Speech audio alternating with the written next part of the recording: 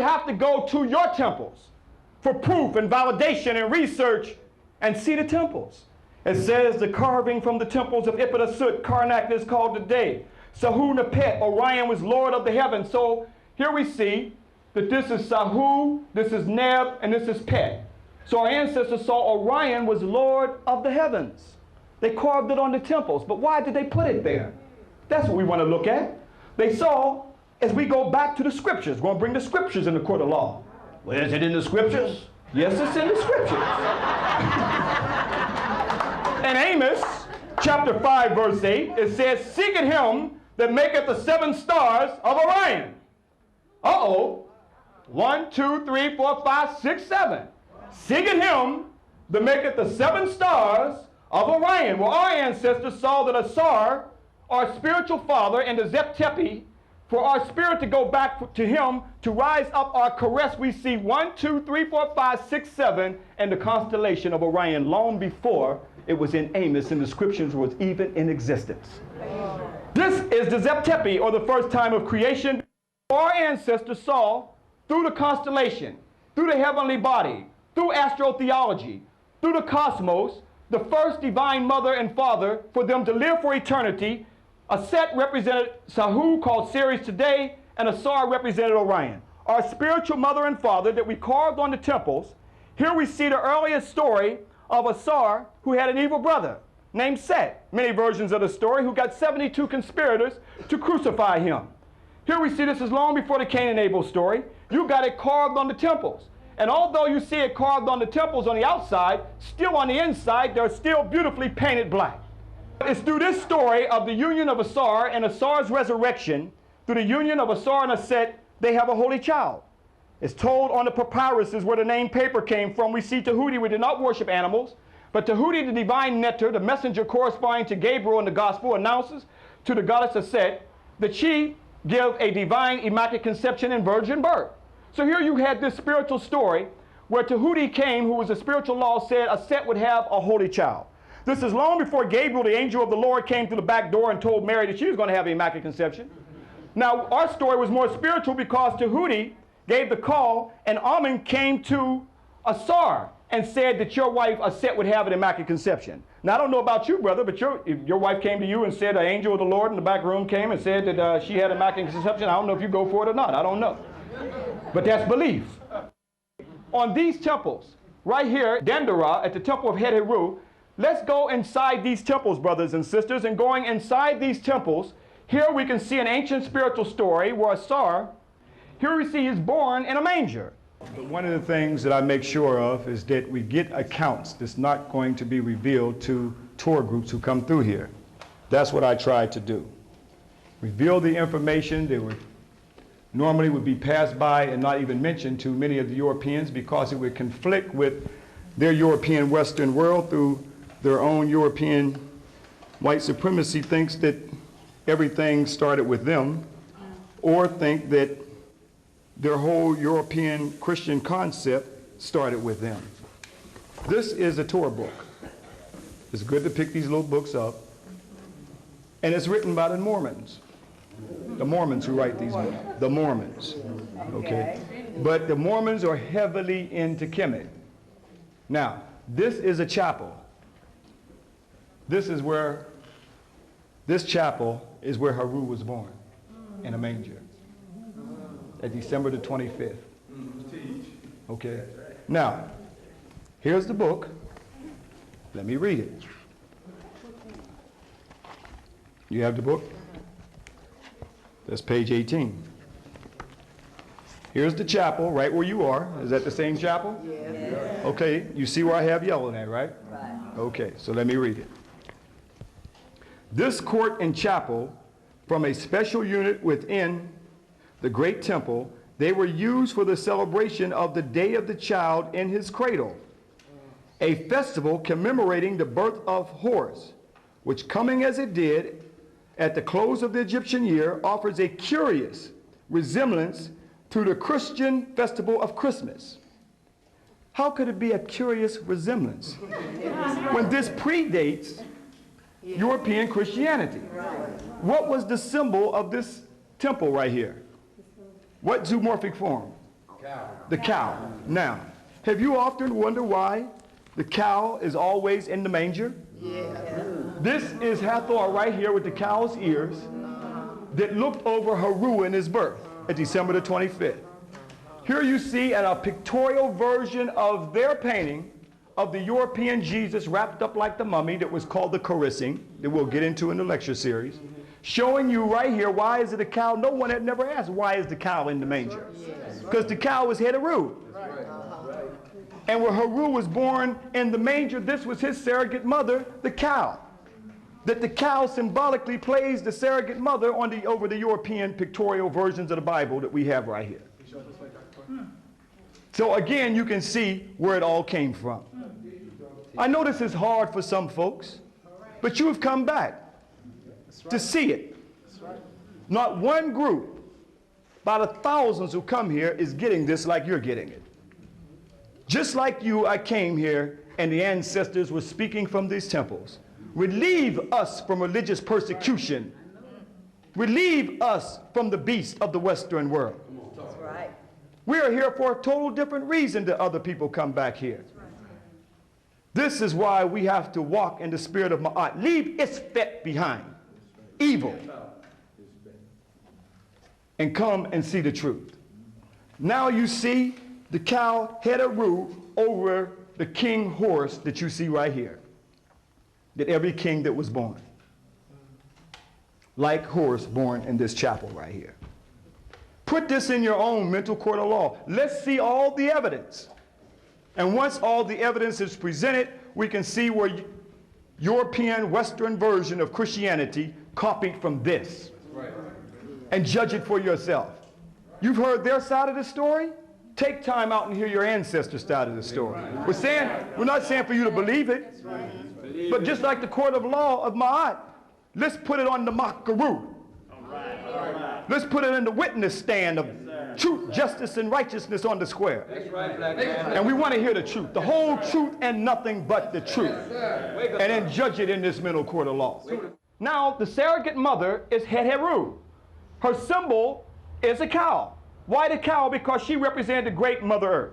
Now let's look at this, because on their own Torah books right here, a closer view of that, it says this. This court and chapel formed a special unit within the great temple. They were used for the celebration of the day of the child in his cradle. A festival commemorating the birth of Horus, that we called Haru, which coming as it did at the close of Egyptian year, offers a curious resemblance to the Christian festival of Christmas. A curious resemblance. Thousands of years before their stuff, but it's a curious resemblance. Not only that, they go on to say that this small temple was called the Menmezi, or meaning the birth house in the ancient Kemetic, or they call Egyptian. The reliefs on the wall portray the divine birth and childhood of an infant, Haru.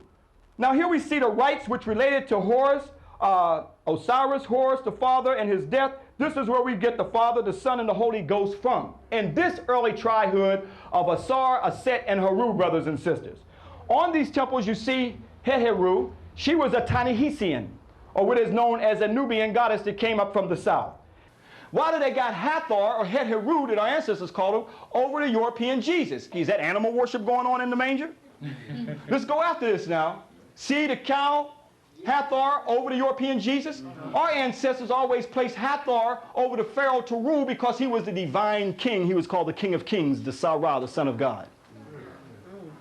Every king or sultan represented that this was the surrogate mother was Hathor, and her symbol was the cow. So every sultan king was the Haru king, who was protected by the Holy Mother, and her name was also Mary, meaning love that was changed to Mary. By the way, you shouldn't say love. That's white folks' term. Okay? We call it Murray, that they corrupted it into Mary. That's literally a copy off of your tombs thousands of years ago, where you see the cow was always over the Haru king, as you see the cow over the white Jesus. Restore what? Now you can see all three pyramids. Now in the further back is the pyramid of Khufu, Khafra, and Menkaura. Keep in mind, brothers and sisters, that our ancestors had astronomical science, astrology, where they studied the stars and so forth. One of the things that's been brought to astronomers' attention is that they noticed that the pyramid of Khufu and Khafra, if you notice right here, are in a perfect alignment. Okay? It's a perfect alignment. But the question is that why would such a perfect alignment and perfect structure where they built the small pyramid of Menkaure off course? Can you see it off course? Yeah. But what they found, though, is that our ancestors were building the pyramids in alignment with the stars, that they were in rhythm with the astrology and the astronomical science of the universe, science of astrology, or the study of the stars. And what they found is that the star system Orion was the star system of Osiris. Remember, the king wants to become one with Osiris. So by aligning the pyramid of Khufu, Khafra, and Menkaure with Orion, and that's why they built the pyramid of Menkaure slightly over and not in alignment, because the pyramids were built off of the alignment of the star system Orion. The star system Ceres was Isis. So our ancestors, in essence, were building heaven on earth. They were taking the science of the stars and building the pyramids exactly as they saw the heavenly body, or the cosmological universe. Figure out why Menkaure's pyramid was not in a perfect alignment, but it fits with the alignment of the star system Orion. As well as the other pyramid layout, it fits into the constellation that our ancestors saw of Osiris. And that is the constellation of the man that they have today as a figure of a man. So you can take and put the star system Orion right over the pyramid of Khufu, Khafra, and Menkaure and see why they had the alignment of Menkaure slightly over, because it fit with the star system Orion, because the purpose was for the soul to ascend into heaven, for the spirit to ascend into heaven, to become one with Osiris. And the star system Orion was connected with Osiris. Keep in mind that the star system Orion was aligned perfectly with the chambers of the pyramids that we're going to deal with later on in our lecture series when we get into it. So this is serious knowledge to show you how profound our ancestors saw that they were building and with the constellation of the universe. Tomorrow when you go into Saqqara, you're also going to see the pyramid of Unas, showing the first concept of ascension into heaven. Long before there was Christianity, long before there were little white angels with wings under, that we get a concept that we're going to go to heaven, Unas already had the concept of ascension into heaven, or a spirit going into heaven, known as astrotheology. So this is what our ancestors saw, the soul becoming one with the great god Osiris in the constellation of Orion, which was the symbol for Osiris. And the star system Ceres was for Isis. Powerful astronomical knowledge that our ancestors had, showing how in tune our ancestors were with the heavenly bodies. In essence, building heaven on earth. Even in the Hermetic text, it speaks of Asar is our Father in heaven, and he looked down on his kingdom that he built. Hold this before me. So let me show you something here. This is the kingdom. This is Asar in Orion's belt now. See Asar in Orion's belt, looking down on his kingdom? In Amos in the Bible, it speaks of, seek of him who is of the star, the 7 stars of Orion. Now, let me lay something on you. Our Father, which art in heaven, thy kingdom come, thy will be done on earth as it is in heaven. This is where it all is. Thy kingdom come, thy will be done on earth as it is in heaven. And that was Asar. And come back here to do serious field educational work. So when someone tells you about the pyramids, you can really break it down. Break it down to our Father which art in heaven, thy kingdom come, thy will be done. Right here, this is where it started. That was taken from the Hermetic text of your ancestors long before the Ptolemies got the Jews to write the Bible, and the first European Bible was written right here in Egypt. And it was Ptolemy Philadelphus who got them to write for them, which they copied it from the pyramid text of our African ancestors. So now, can we validate this? Oh yes, we're going to validate this even further when we get inside of the museum in just a little while. And okay, brothers and sisters, as we talked about the pyramids and the capstone, this is a capstone of the king Amenemhet, the third of the 12th dynastic period. These capstones were put on top of the pyramids. This capstone right here is from Hawawa. It's the capstone of Amenemhet III. as he was called Ni Ma'at Ra Amenehet III, and that's his name here, Subet Ni Ma'at Ra, given life for eternity. And what you see here are the all-seeing eyes of Asar, and Ra Harakte, or the wings representing the rising spirit, the Sahu spirit. Remember, Asar, who was the great king, as I said, an Orion's belt represented Asar. He was what? Our Father, which art in heaven. Thy kingdom come, thy will be done on earth as it is in heaven. Where would we find the Orion at? Can we validate this? Can we validate with even a man by the name of Robert Bouvel, who many Egyptologists smashed down when he tried to say that Asar represented Orion's belt and Orion represented Sahu. That was the spiritual star for us to go to. Well, we can find it. You hold this for me. I want to show you something. Have patience here. This is very small. So where is this symbol at of Asar and Orion? Where is this symbol at? Well, let's go right over here and look closely, and what symbol do you see right here? It's too much glare. The light. What symbol do you see right there? You see Orion, you see Asar right there. Right there. That validate that this capstone validates it on this capstone right here, Ni Ma'at Ra. This was of the 12th dynastic period, over 4,000 years ago. This came from right here.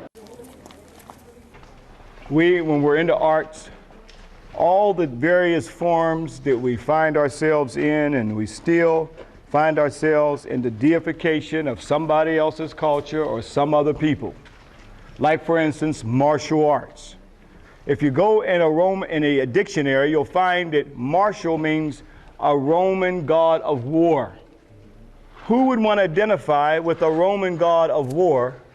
And especially when you look at the art defense system that all of you will have an equal chance to see in just a few minutes.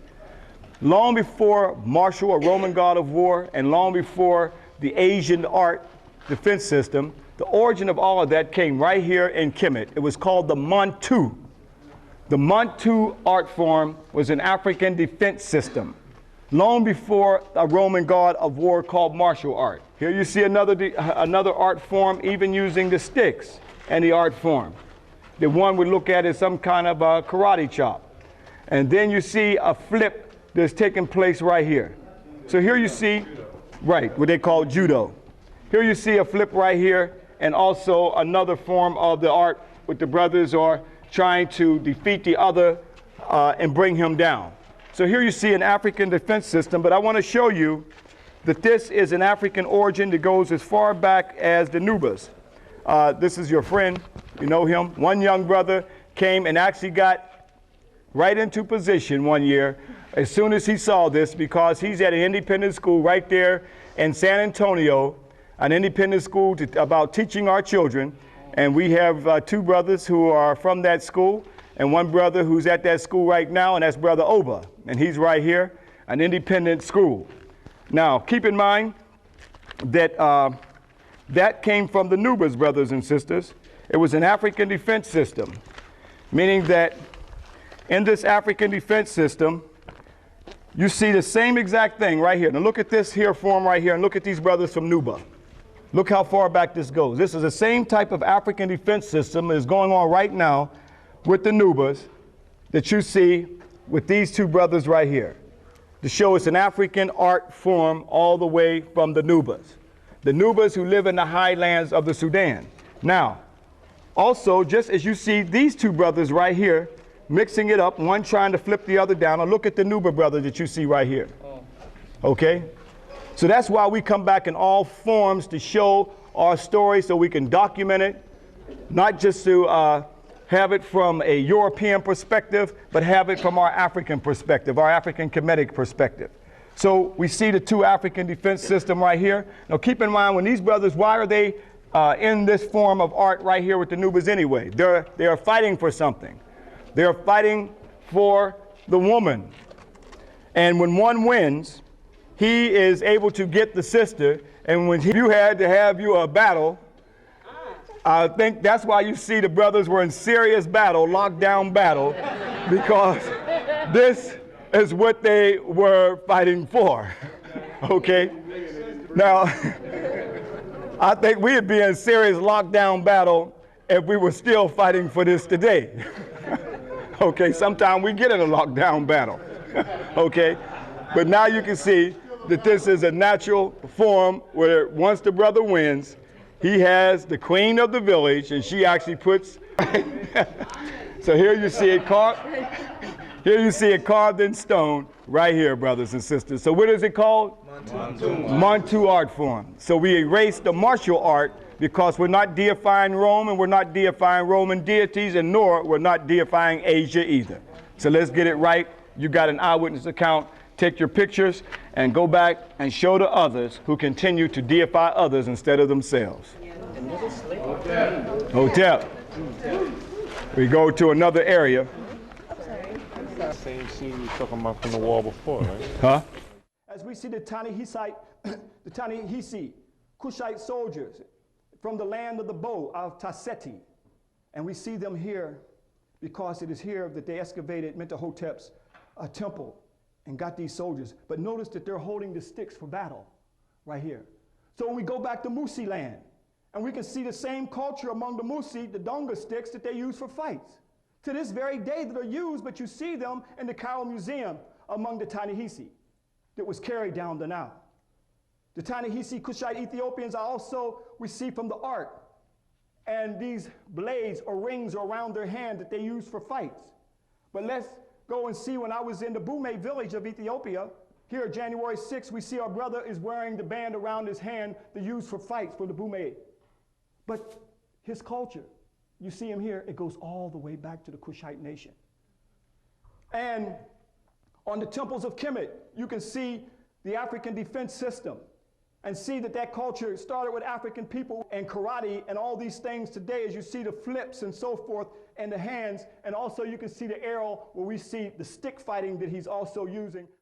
When I was in Bahia, here in Salvador, Brazil, I see our brothers here. And here in their art form, and by the way, that's a slave dungeon right there. Yeah, they got slave dungeons in Brazil, just like in Cape Coast and Elmina, West Africa. They kidnapped us, brought us over here to the west. But I noticed that capoeira, and you see the Styx figure that was brought across the Atlantic Ocean. But their art form, called capoeira, as their art form that you see right here, goes back thousands of years. As you see, they're still practicing right here in Bahia in Salvador, capoeira. And look closely. And here I'm right there in the middle. They're showing me the art form right there. On the temple, but you see it right there on the temples of Egypt over 3,000 years ago.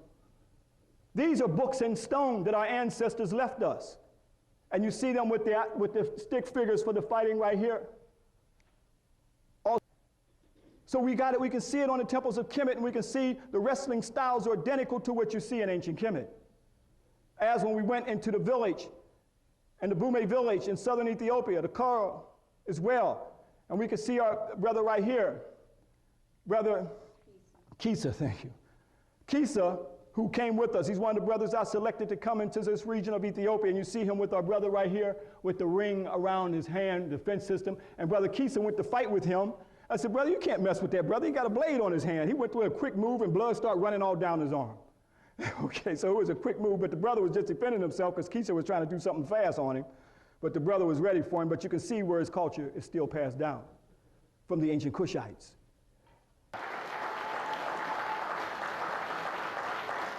Before, we have to use visual documentation to bring this back for other brothers and sisters to see it because they may not never make it back like you. But there were many invasions that came into Africa. When Normer, that we dealt with earlier, we talk about Normer when he reunited Upper and Lower Egypt, first defeating the Scorpion, bringing together the first world government. But it spoke of the Asiatic invasions. Even back during his time, Egypt faced many invasions that came in by way of the Delta. These were the Asiatics that you see right here. Now, as I mentioned before, the Asiatics who came across the Sinai. So here we see the earliest recording of these people who came in and settled with us for a while, till they built in numbers, and then eventually attacking Egypt. This is again from Khnumhotep's tomb from the 12th dynastic period, right during the time of Amenhotep III. Here again, Menathos talks about, now you can see the Hyksos who came into Egypt, And Manetho said, unexpectedly from the region of the east came men of unknown race. Confident of the victory, they marched against our land. By force they took it easy without a single battle. Having overpowered our rulers, they burned our cities without compassion and destroyed the temples. All the people were treated with great cruelty, for they slew some and carried off the wives of children of others into slavery. Doesn't that sound like a familiar account? This period is documented around 1650 or 1750, right around the same time of Abraham. Now, take a good look of the pictures that I showed earlier too. These were the Hyksos that you see right here. These were the invaders, just as you see them carved in stone right here. These are the people who came out of the Sinai. Some say from Mitanni, some say they were Horians. These are the Temarians who were indigenous to the Nile Valley, as well as the Ta-Nehisian brothers who were further up in the southern part of Egypt, or Kemet, ancient Ethiopia as some would call it. These were the Tamahu people who invaded from Libya from the west. They attacked Egypt after the 6th dynastic period. Now, it was this brother that we showed again, Ahmose I, who finally expelled them out of our land. Now, I'm showing this in reference with the temple, how our ancestors, you're witnessing, recording these people who came into our land, who invaded until Ahmose I finally expelled them. We want to give you documented evidence to show you that we were at war with these people who invaded our land. We did not have anyone enslaved, but in fact, the Hyksos enslaved us for 200 years. If we deal with the 21st dynasty, 22nd dynasty, 23rd dynasty, these were all Asiatic. Shishak, that Badawi will show us in a little while, he was also of Asiatic origin.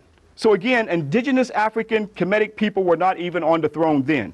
This is why this is so important to understand this in the Bible, because by looking at the Bible in America and the Western world, they look at this as all being part of Egypt, not saying that we were enslaved ourselves by these Asiatic people. And the same people who are ruling us today, who are exploiting us out of our minds, are the same people who invaded our land long ago, who came in even during the time of the 12th dynastic period, right after Amenemhet.